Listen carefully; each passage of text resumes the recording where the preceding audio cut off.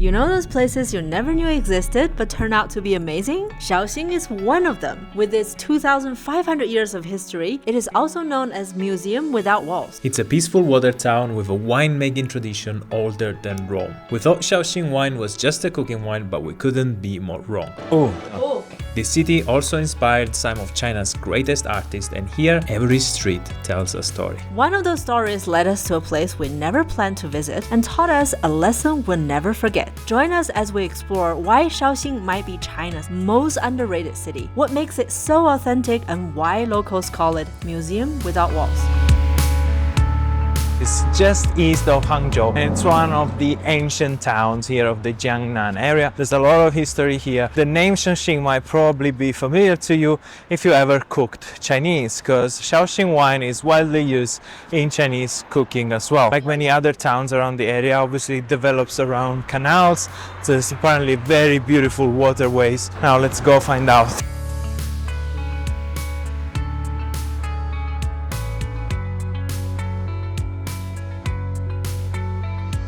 Every little small street here on this main street around the canal is kind of like its own little world. I always wonder how is life in this kind of community, because it must be a very nice and tight community as well. Interesting tradition related to wine is when a daughter is born in the family to bury a cask of red wine and keep it underground until the day the daughter will be married. So on the day of the marriage, they will unearth it and share it for the celebration or gift it to the husband's family. To learn more about Shaoxing wine, the next day we went to visit a few producers. The wine cellar, oh my god, it smells so strong. Like wine, look at that. Oh, it smells exactly like rice wine. Yeah, it smells a lot like Oh, this. there is a pot from the 60s. Oh, being aging from the 60s? Yeah, 1968. Wow. They even caged it. That's over 60 years old. This is the 女儿酒. The one you were saying probably for the wedding thing. That means this woman was born in 68, not married yet. It smells good. It smells very intensely. There's another aging cellar here. Yeah. Oh, beautiful, the lighting coming out from here. Oh, they all have years on this. The tag is the year. The one they opened from the 88, it's 128 kuai per cup. One cup is about 40 milliliters. Oh. 百闻不如一见. You can smell it 100 times, but it takes only one time to taste it, you'll understand it. And our first taste of Shaoxing wine came in ice cream form. This character, Zhou, when you Zhou. see that, means there's booze. I don't feel wine. It's a yummy popsicle. Tastes a bit like the Harbin popsicle. Oh, so a lot milky. Yeah. Maybe slightly aftertaste. It's not much of wine, yeah, not much. Oh, okay. This first shop is very cozy, but we have some wine to try. Nothing beats a family business. Oh, Jay doesn't tolerate alcohol. 这个是不甜的。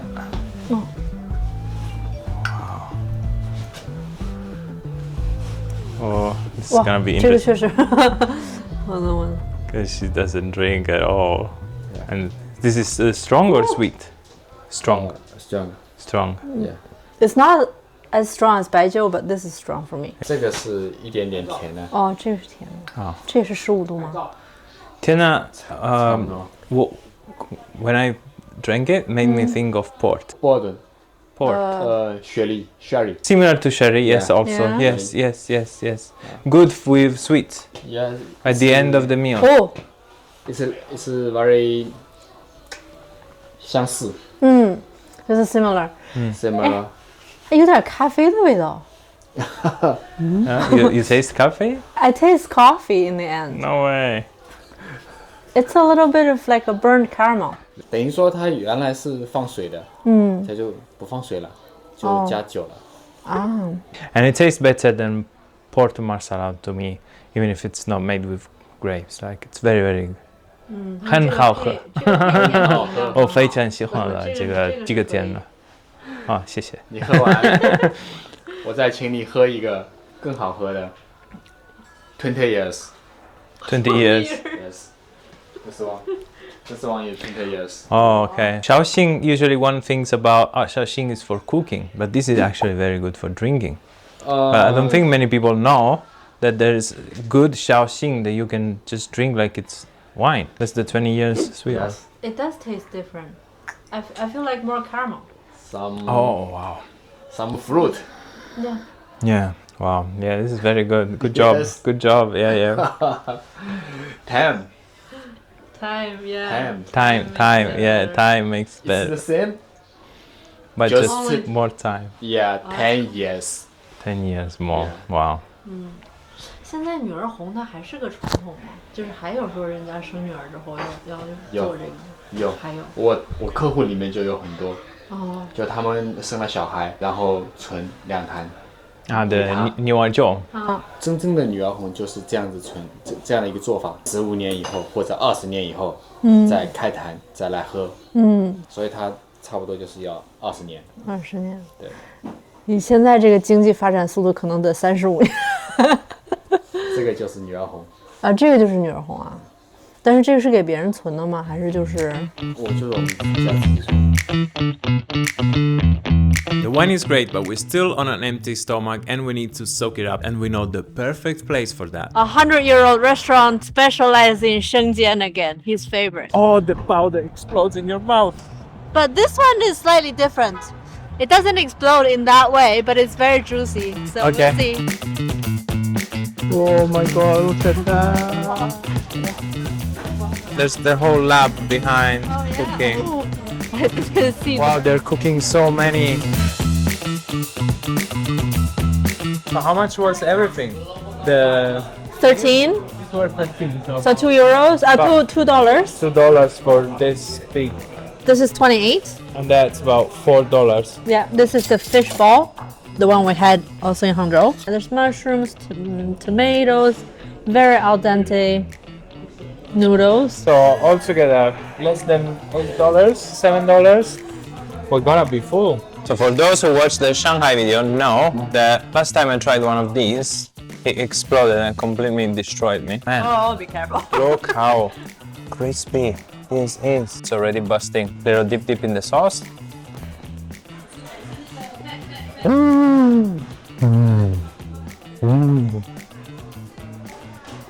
Man. Oh, this is fantastic. Wow. How are the noodles? Noodles are very al dente. Oh, It's a bit hard for me, but like I think you'll like it. I love al dente, of course.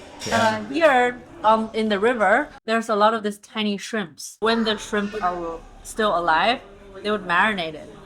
So you can order this in some other restaurants. They would come to your table still jumping but marinated. Apparently it's really good. I don't know if you're up for trying that, but I think I'm good with the cooking. Eat something alive? No, I'm not at that stage Yeah. yet. Let's take it slowly. Let's try these noodles. It's like linguine. Whoa! I like the soup as well. Whoa! Imagine if you had a sauce with this, like a With bolognese. bolognese or carbonara. Yes. Oh, this fishbowl looks so. Like the Hangzhou fish ball? The Hangzhou fishbowl was, I think, better. This is delicious. Consistency of home. It's really like the first time a noodle reminds me of Italian noodles in China. On the way home, we picked up some sweet treats because we knew they were gonna come in handy the next day when for breakfast we tried one of Shaoxing's hardest to eat delicacy. Dozens of stinky tofu sellers. It's early morning. I mean, it's not early, it's morning, but we just woke up. It's not the thing you want to smell early in the morning. And someone lied to me. Someone was like, no, stinky tofu, no big deal. It doesn't taste as It's bad. not as it as bad smells." as cheese, I'm sorry. And then I asked, she never tried it. Once her mom bought it for her, she ran away. That's how Because I was stinky a it bit is. more. I was younger, okay. Yeah, yeah. Now it grows on me. Yeah, We're gonna it grows try on it me. today. You're gonna try it. We. Oh, Come you on. buy it, you stay far away. Oh my god. That's the place. Let's get this chow tofu going. They're making it. Yeah, there are 3 types of sauces. You only fry the tofu and then you can go and add whatever you like. There's extremely spicy, slightly spicy, and tiny bit sweet and salty sauce. Oh. It smells really bad. How is it? I'm so scared. It's good. I take that back. I had the second piece. Like they're variable intensity, and the second piece I had wasn't mild at all. It's really yeah. Well, it's not. It stings like a million, and then it tastes 1% of how bad it stings, maybe 10%, but it's still there. That pungent feeling is still there. I understand people like it, but you really need to build up your taste to it. Second bite, I couldn't do it. You're gonna have it all, baby. Today I brought my emergency loacker that we got at the Three Squirrels yesterday. Shaoxing is not just the home of wine and Stinky Tofu, but also of one of China's most celebrated and controversial writers. This is the childhood garden of Lu Xun, who had a very tough life. He was born in a wealthy family, but it was a feudal family, so the revolutions and, you know, China transitioning away from the feudal society, they lost a lot of power and wealth that they had. He had to drop out of medicine school in Japan, and then he tried to stay studying literature, but couldn't afford to stay in Japan and study, so they have to come back here. But he became a very prolific writer. Such a difficult life story. I didn't know this prior coming here because we just learned his articles in school. Everybody knows about this garden, and then everybody knows his later work. How he lived as a person, like this is also, you know, we learned together here. With the revolution, the Republic of China being formed and the Kuomintang in power, he founded this league of the left-wing writers, but the Kuomintang increased the censorship and, you know, going after dissidents. He was very smart to run away and hide right before the Kuomintang killed a lot of people in the left-wing writers league. He was so critical of the Kuomintang, obviously he grew this sentiment that his books were banned in Taiwan until 1980. For that same reason, he was also supportive of the CCP, advocated for, you know, the CCP to win over the Kuomintang. On a literary side, his work was incredible, because to give you an idea, the most famous work, The Real Story of Haku, was so good that was seriously considered for the Nobel Prize, despite the translation being very poor. So bad. Yeah, they doubled the text volume and then it's badly translated. He's considered one of the best writers of Asia for his style and his beautiful prose. So pick up the book if you're into short stories. We have the perfect demonstration here to show how the family tree gives structures to the names of different generations. The first one is the family name. The middle character is determined already in your family tree in the book. Before you're born, this is already written. So you have to embody the second character. And the third character you can choose freely depending on the meanings. So for example, you and all your cousins have the middle of the name, it's all the same. It's the same, but mine is the same pronunciation, different character because I'm a girl. But for guys, like they have to have the exact same character as the family tree. And that was decided hundreds of years ago by someone in your family. I don't know who decided. Like we still have a family tree book that dates like 500 years ago. This is crazy. We stumbled upon this shop that does embroidery, but it's so realistic. Looks like painting. So this is silk stitched. You can see it's silk. It's all embroidery, and it's incredible.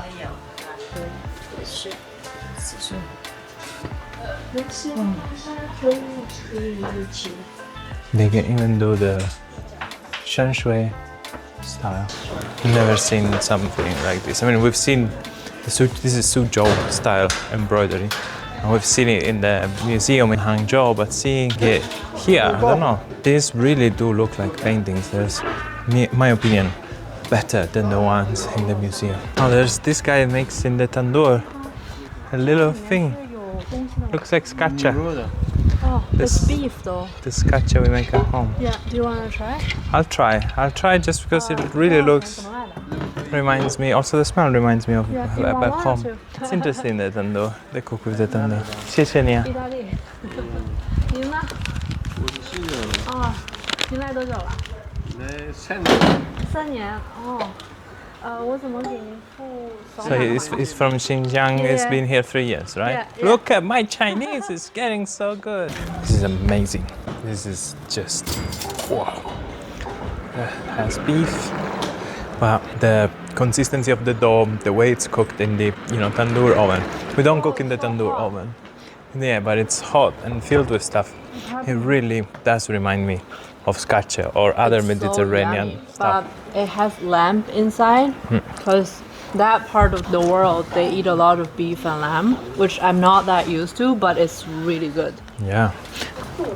Basically, it's like a mix between a scaccia and the Middle Eastern shish kebab or something, because the way the meat is flavored, it's very similar, but it's wrapped in this, which really makes it feel like home. 100-year-old pawn shop. 100 years old pawn shop. Yeah. So people used to sell their stuff here. Wow, they have a beautiful garden in this pawn shop.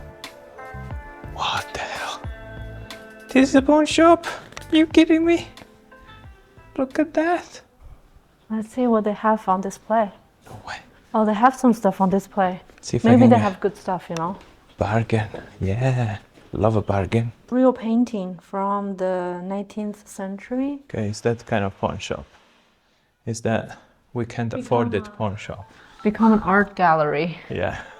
Pawn. It's not your CX, where you buy a second hand. There's many Qing Dynasty paintings. A lot of calligraphy stuff. Yeah. Obviously, given the place. Yes, calligraphy in Shaoxing is a big deal, mostly because of a legendary man. Wang, who was the greatest ever calligrapher, who brought basically calligraphy to celebrity status. And you look at his writing and you have the same feeling you get when you look at a beautiful painting. It flows. Emperors have written commentary on his calligraphy saying how beautiful it is. It's something else. Here there's a statue of him with an old lady on this bridge. The bridge obviously is very old, Song Dynasty bridge, so it's a historical site by itself. Wang would pass on this bridge every day on his way to work. And there was this old woman selling fans. Obviously she was selling them for cheap. There was nothing special about these fans. One day Wang just wrote something with his calligraphy on these fans, and obviously people went crazy about it and they all wanted to buy fans from this woman because she was touched by his calligraphy. This is called the Ink Pond. It's right in front of the temple where his old house is. He used to wash his calligraphy pen here. The story of how Wang just became famous is so fascinating that we decided to drive out of town to the place where it all began. But first, a quick stop at a special landmark that wasn't what we expected. In Shaoxing, because there's so many canals, like basically the different parts are connected by water, and they have this super thin and very long walkways. Back in the days, like thousands of years ago, it's for the fishermen to pull their boats and walk on it, and there are many of them left and preserved. So this is one of it. But it turned into one of those Instagram versus reality moments. That was gonna be the highlight. I mean, it is very beautiful on pictures and videos. If you come at 6 a.m, there's no one else. Maybe there's a bit of morning mist. It is. If you come at 10 a.m. on a Saturday and it's full of uncles and aunties walking on it and taking the WeChat profile photo, we stayed like literally 5 minutes. Then we walked a bit. We have to take a cab to come here and go back because it's in the middle of nowhere. Now we're gonna go to some really nice place.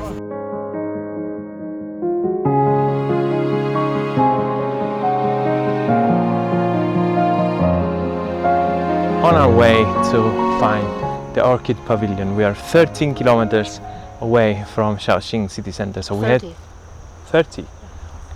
30 kilometers away from Shaoxing city center, and we are really immersed in nature. There's plenty of bamboo forest here. It's very beautiful. I don't know if you can hear the birds chirping. So here in the Orchid Pavillion, what happened? On the third day of the third month on the lunar calendar, he gathered all his close friends and they were playing poem games and drinking wine here.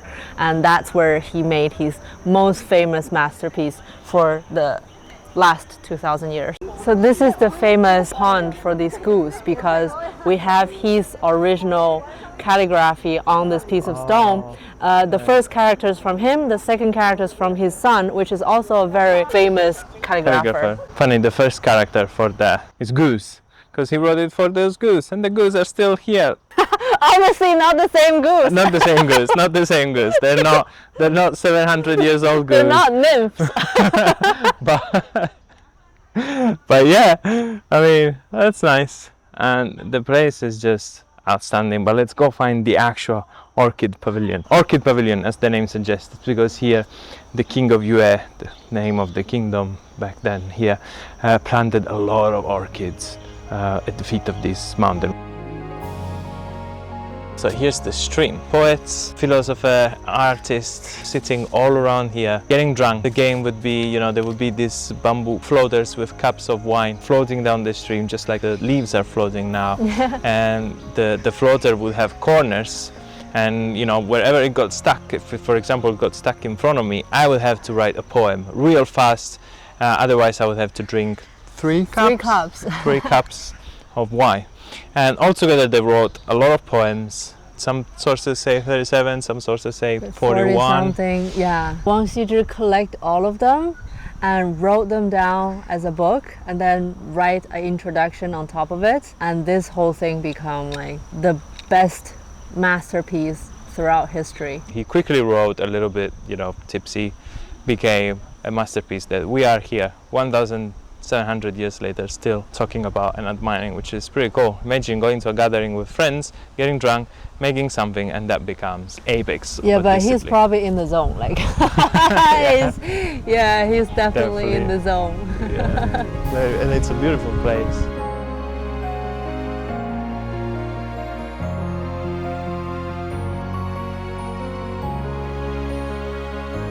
And Wang Xizhi was teaching his son to also write calligraphy, and they had 18 of these big containers of water, all full, because they would write on stone with water to avoid wasting ink. And the rule for his son practice was you had to keep practice writing until they're all empty, 18 of this.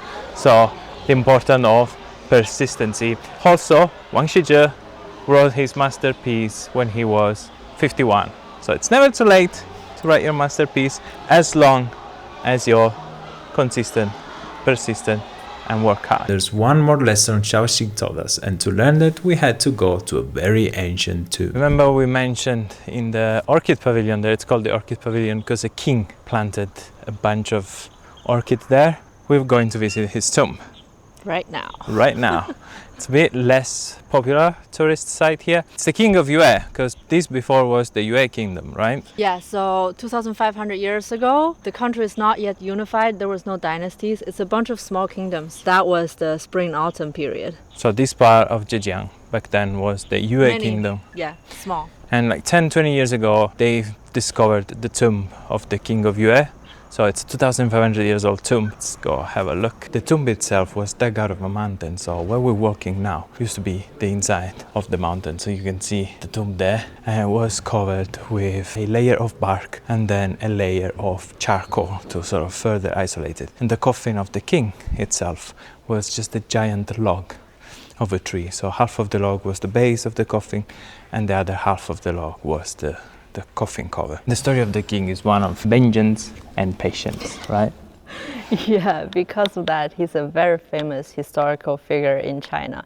There's an old saying related to him. It's called 卧薪尝胆. Since he lost the war, the other kingdom made him a slave. So he was going through a very hard life, very hard living condition. He was sleeping intentionally on very hard surface, and every morning he would taste a little bit of gao, so it's like a bitter thing to taste in the morning, to remind him, to sharp his mind, remind him his purpose, because he wants to slowly revenge and take back his position, which he did, because that kingdom later on released him because they think he's useless now, like he wouldn't be a threat. But then he gathered new army and stormed back and won the next battle.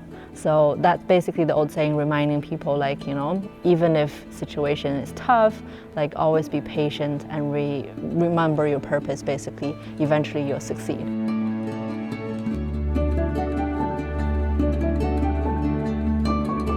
Shaoxing in a nutshell, because we have a milk tea made with yellow wine, Shaoxing wine, so Huangjiu, and the cup has the calligraphy written on it. The Lantingji in the calligraphy. Let's try it. Wow, it's good. There's no bubble, right? No bubble. No, there's no bubble, but there's the wine. You can taste a little bit. Wow, that's very good. Who would have thought wine with milk and tea would be good? But it is, it is. Here we're gonna have our tea and we're gonna plan our next adventure. We're gonna go to Yangtze, which is the holy land of ceramic in China and probably in the world. And we're probably gonna learn how to make ceramics and potteries and all that and make some friends. Yeah, we're gonna make some friends. There's apparently a big community of artists and crafters, artisans who make ceramics there. And we're gonna go and try and join that because we're gonna stay a bit longer there. While you wait, there's a video about Hangzhou. You go check that one out. Now it's about time.